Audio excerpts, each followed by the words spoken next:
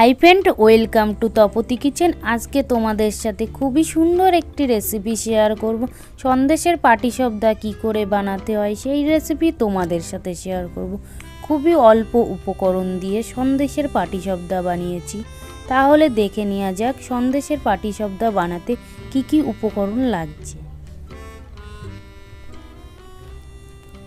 এখানে নিয়ে নিয়েছি 500 মতন দুধ, কর্নফ্লাওয়ার, ময়দা, খেজুরের গুড়, 400 মতন সন্দেশ আর সাদা তেল।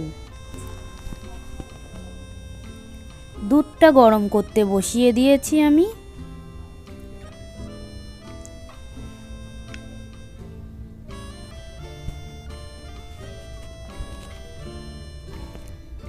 দুধটা গরম হয়ে গেছে, তোমরা দেখতেই পাচ্ছ। পাটিসাপটা পিঠের জন্য আমি একটা ব্যাটার বানিয়ে নেব।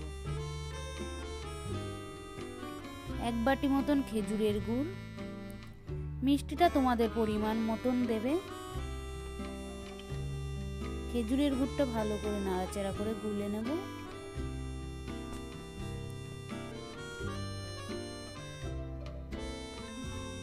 হাফ চামচ মতন নুন,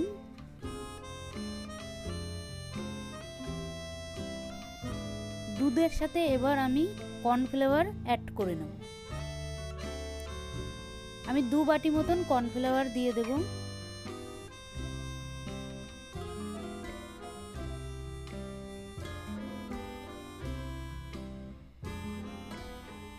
হাফ বাটি ময়দা। হাতার সাহায্যে ব্যাটারটা ভালো করে আমি গুলে নেব।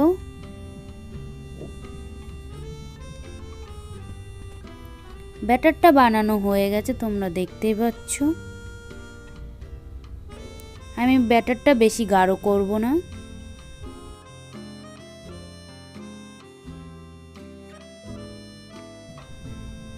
ব্যাটারটা এবার আমি 10 মিনিট মতন ঢাকা দিয়ে রেখে দেব।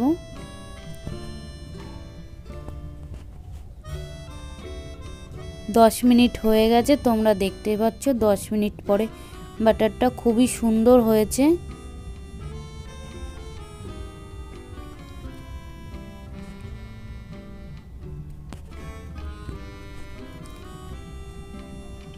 চাটু বসিয়ে দিয়েছি, চাটুতে ভালো করে তেল দিয়ে দেব। এবার ব্যাটারটা একটা হাতার সাহায্যে আমি দিয়ে গোল করে নেব।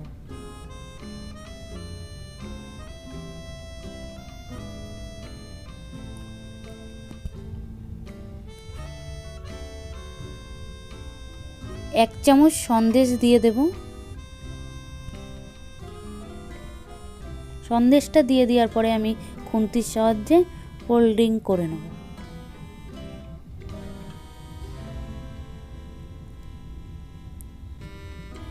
একটা চামচের সাহায্যে আমি 2 সাইডটা হালকা করে চেপে নেব। 1 মিনিট মতন আমি ভালো করে ভেজে নেব।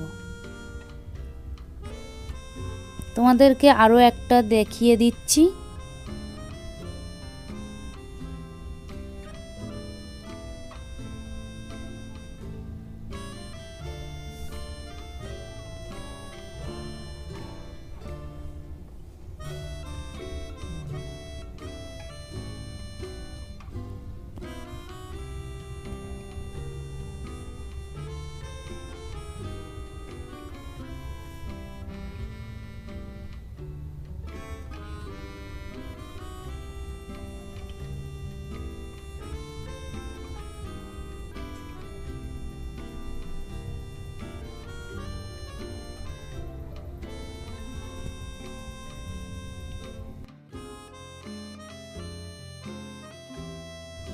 সবকটা পাটিসাপটা আমি এইভাবে তৈরি করে নেব।